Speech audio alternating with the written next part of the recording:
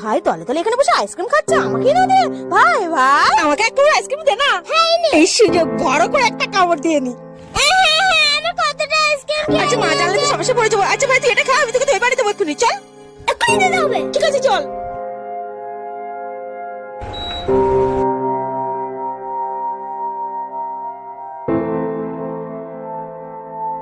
এবার এই দেখাই আমি দুধ ফুটিয়ে রেখে দিয়েছি, 3 ঘন্টা পরে এসে দেখবি দই হয়ে গেছে। ঠিক আছে এবার চল।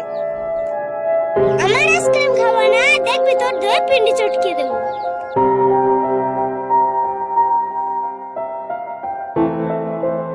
নে খোল।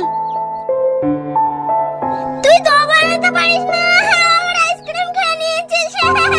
ঠিক আছে তুই চুপ কর, মা বাবা জানতে পারলে আমাকেই পেদাবে। এই টাকাগুলো তুই নে, যত আইসক্রিম হয় তুই খাবি। এটা কি করে সম্ভব? আমি এত সুন্দর দই বানাই আর আজকে দইটা হলো না। কি মজা, কতগুলো টাকা।